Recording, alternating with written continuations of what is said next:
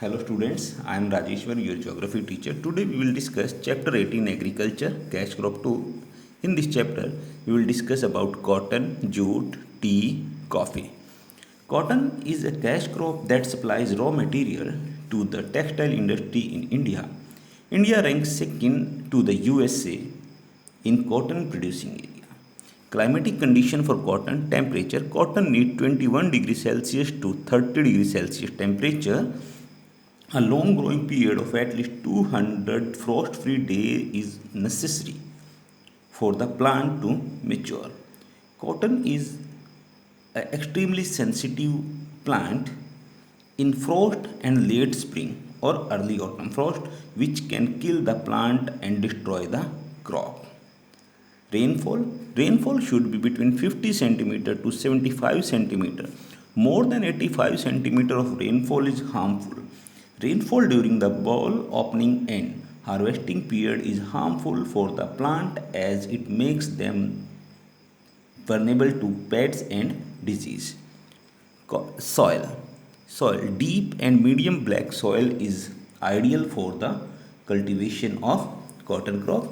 It can also be grown in alluvial soil and red soil also. Method of cultivation showing some tillage and manuring is necessary before the crop is sown. The seeds are sown by broadcasting method or by drill. The duration of the crop season in India is 6 to 8 months.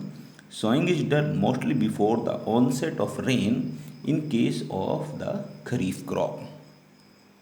Harvesting. The crop is harvested in October when the cotton ball ripen and burst into white fluffy and shiny balls of fiber.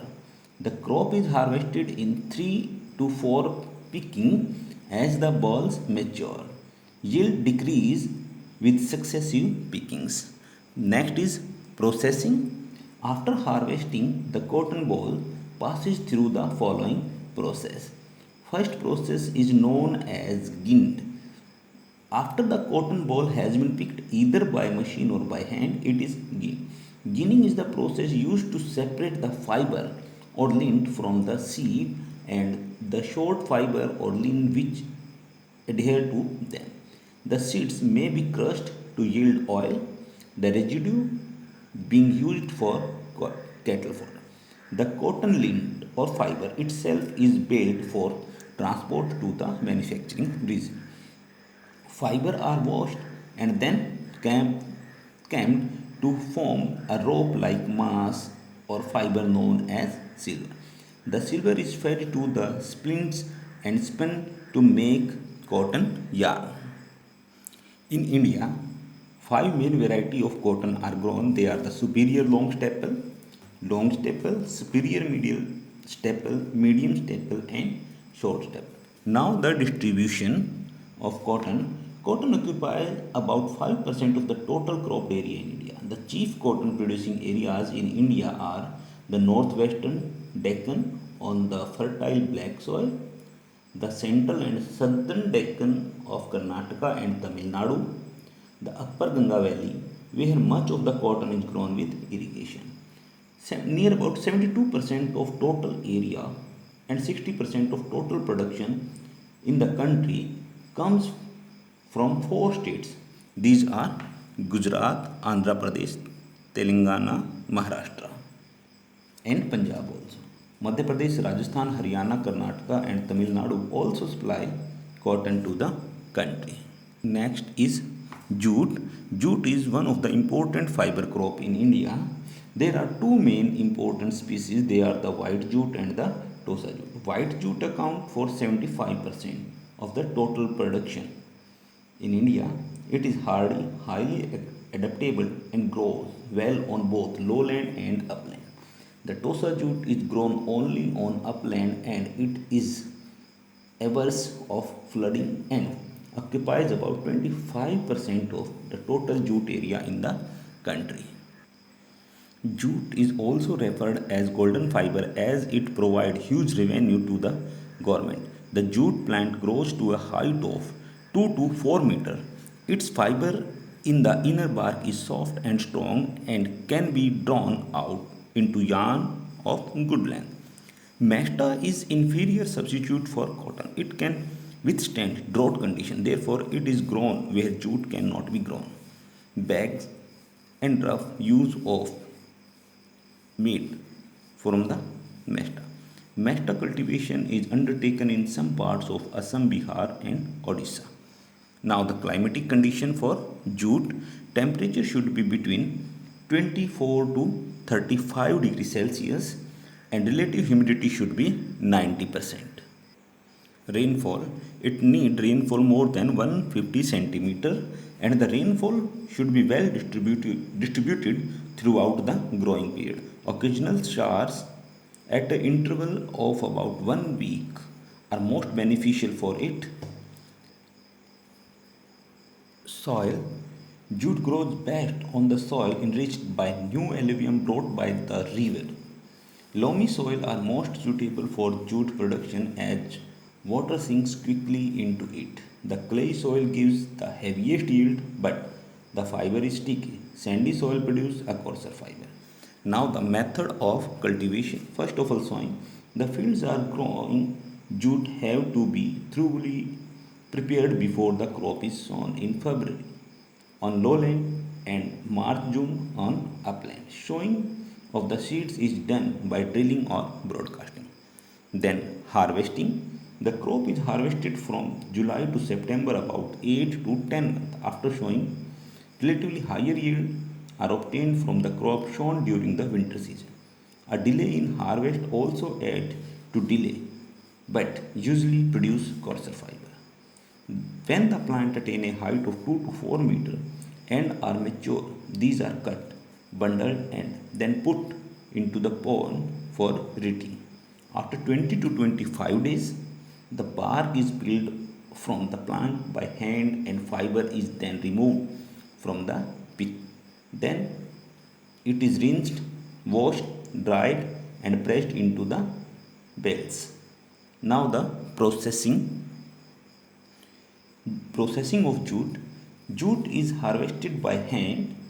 By pulling up the stem, it is dried and stripped of unwanted leaves and put in water and allowed to root. This process, known as retting, was once done by submerge the jute into ponds and steam, but now done in special tanks. Retting softens the outer bark and facilitates the early removability of the fiber within. Chemical additives help the retting operation. Now the distribution. The main areas or the main states are West Bengal, Assam, Odisha and UP. West Bengal occupies the first place both in respect of area and production. It produces near about 80% of jute in India. Assam, Bihar, Odisha, Uttar Pradesh also produce this. Next is tea. Tea is important beverage crop of India and it was introduced by India by Major Robert Bruce in 1823. Tea is an important. This is because of its unique taste and certain inherent qualities of this drink. Commercial planting of tea began around 1840 when tea seeds were imported from China and planted on the plains of northeast India, which was largely confined to upper Assam, began to spread to the other parts of India, and the new areas were opened to tea. Prominent among these are the Dhors and Tarai in North Bengal and the foothill of Uttarakhand. Europeans established tea gardens in the Nilgiri in South India. Now the climatic condition. Tea need temperature from 24 degrees Celsius to 30 degrees Celsius. When the maximum temperature is there, it need shade and this will be good, and due to the shade, high humidity, heavy dew and the morning fog are good for the rapid development of young leaves. Rainfall. The tea plant grows well in a humid climate and cannot stand long spell of dry weather at any time of the year. it need more than 150 centimeter of rainfall. In Assam tea areas, the annual rainfall is between 125 centimeter to 375 centimeter, while in Dwars and Darjeeling, rainfall is 250 centimeter to 500 centimeter. The tea areas in south receive still heavy rainfall. Next is soil. Tea is well grown in well drained deep fry loams which is rich in organic matter. The soil should be gently rolled to the waterlogging. Therefore, to avoid the waterlogging, which is harmful for the growth of tea bush, tea is grown on hill slopes. Some of the finest plantations in Assam are found on a level ground 17 to 135 meter above the sea level. The soil must be deep and have a moderately open texture. Virgin forest soil contain a good amount of iron and humus which is best for tea plantation. Now the method of cultivation. This can be there by the seeds and from the cutting of nursery prepared plant. Tea gardens are laid out on cleared hill slope under the shade of tree raised in advance. Belts of tree like silver oak to serve as wind barrier and also raised on the border. Tea is cultivated in two ways. First, we will discuss about the seeds. The tea plants can be raised from tea seeds. High quality seeds are shown in well prepared nurseries. The saplings are transplanted within a year in the proposed tea garden at a distance of 1 meter to all sides. From the cutting, tea shrubs can also be grown in nurseries from cutting of high yielding varieties. This is also known as colonial planting method. When the saplings are near about 20 centimeter, they are transplanted in the tea gardens. Next is harvesting. Plucking of leaves is done by the hand. The pruning of the bush starts after 2 years in order to maintain the height and diameter of the plant limited to 1 meter. In India, picking is much more frequent. At lower elevation, tea is picked every 10 days during the growing season and at higher altitude every 15 days. Picking goes on all the time during the southwest monsoon season from early April to mid November.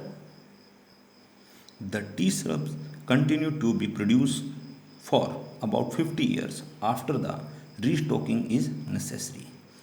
Tea picking is a skillful job, require patience and judgment. It is usually done by women who are better picker and can be employed at relatively cheaper rates. There are four types of tea. Each one is processed differently. These are black tea, green tea, oolong tea, and brick tea. Black tea. It is processed by drying and leaves, crushing them in a machine and fermented them. This tea is taken with milk and sugar in India. Processing of black tea is there. First of all, withering. The gathered leaves are first withered or dried in the sun for a day or two to extract moisture. Then rolling, they are then rolled mechanically between steel rollers to break up the fiber. Then fermentation is there. The leaves are allowed to ferment and this reduces the amount of tannic acid in the tea by half. Drying. Further fermentation is checked by roasting and drying the leaves over a fire or in an oven until they are turned black in color. Then blending. Expert blenders and tea tasters further blend the variety grades of tea to give it special aroma and make many properties blends. Next is green tea. Green tea is not dried in the sun but in oven after the leaves are steamed in large vats and crushed in machine. It is not fermented. This variety of tea is consumed in China and the Far East. Then the Oolong tea is there. This variety of tea is greenish brown and is prepared by partially drying and fermented the leaves. From the tea gardens, a high grade semi fermented Oolong tea is produced. Much of it is shipped to the United States. Then is brick tea. In this variety, the inferior and the coarser leaves, stems, and tea dust are compressed into rectangular blocks of brick tea. Such tea is normally consumed in Russia and Tibet. Distribution: India has the largest producer of tea in the world and it produced 28.3% of the world production. At present, India is the fourth largest exporter of tea after Kenya, China, and Sri Lanka. In India, Assam is the largest producer. After that, West Bengal is there. Then Tamil Nadu is there and Kerala. In Assam, two main areas are there.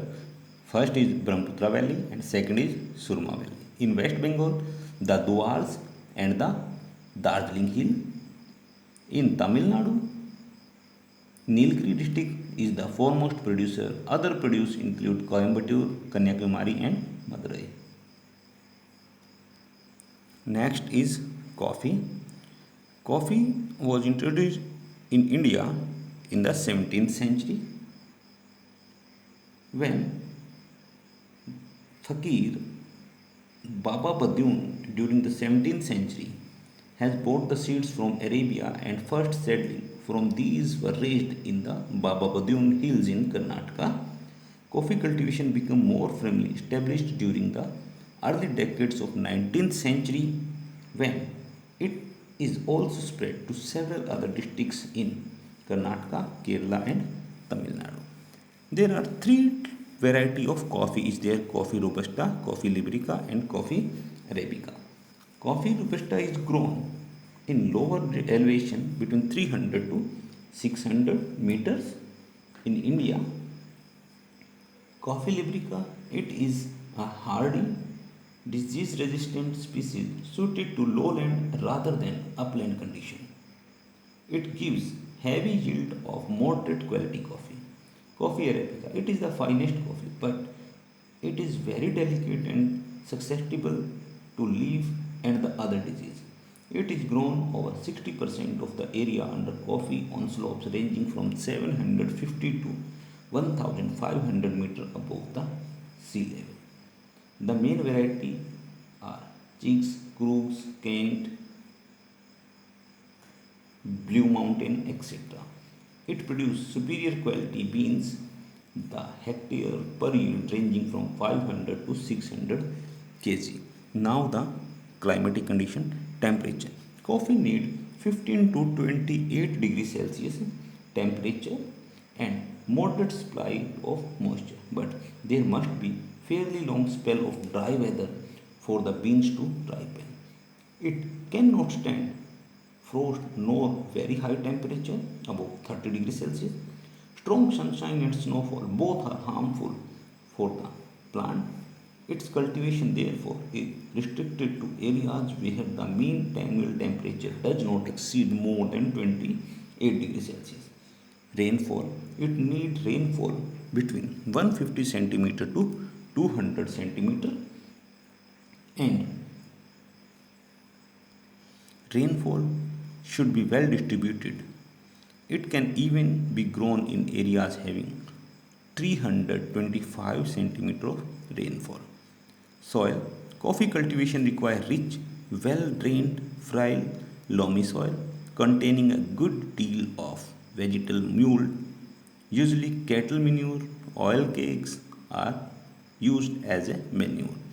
Now, the method of cultivation, first of all, sowing. Coffee is prepared from seeds and cutting in nursery, and after the few months the saplings are transplanted to the fields. Plants are positioned 3 meter apart. They are pruned annually to easy picking and to ensure heavy bearing of coffee berry. The tree is kept to a height of 1.5 meter to 2.5 meter. Coffee plants are grown on slopes so that water does not stagnate. Cover crop. Since coffee plant is susceptible to direct sun rays, it is planted under the shade of trees such as silver oak and jackfruit, which are planted before the coffee plantation. Other trees like orange, paper vine are also interplanted to generate extra income. Then harvesting is there. Harvesting of coffee may be begun in the third year after planting, but it usually done in the fourth or fifth year. Coffee picking is done by hand by removing the ripe berries from the stalk. Indiscriminate picking of both ripe and unripe berries result the coffee beans of inferior quality which fetch low price. Then the next is processing. There are two methods of processing coffee, namely the wet parchment method and dry parchment method. In wet parchment method, the fruit covering of the bean is removed before they are dried and then pulping. Fermenting, washing and drying takes place. After this, the coffee beans are ready to use. In dry parchment method, the harvested berries are sorted and cleaned to separate the unripe and overripe and damaged berries to remove dirt, soil, twig and leaf. The coffee cherries are then spreaded out in the sun to dry. The beans are then fermented by drying in the sun for a week. After drying, machine peel off the two layer of inner husk. Then they are sorted according to the size and quality and then packed in sacks for use. The beans are roasted at a temperature of 99 degrees Celsius and then ground into coffee powder, which is used to make the beverage. Distribution. Almost the entire area and production of coffee in India is shared among three states, namely Karnataka, Kerala, and Tamil Nadu. These are referred as traditional coffee producing areas. Karnataka produce 70% of the production. Coorg and Chikmagalur district of Karnataka produce 86% of total output in Karnataka. Other producers are Hassan, Mysore, Shimoga. Kerala is the second largest producer of coffee. Most of the production comes from Palakkad, Wayanad, Idukki, Kozhikode.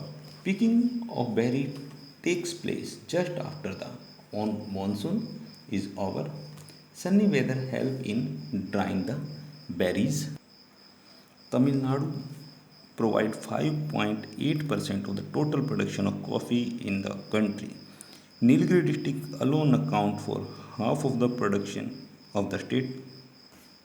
The other areas include Madurai, Coimbatore, Tirunelveli and Salem districts. Thank you.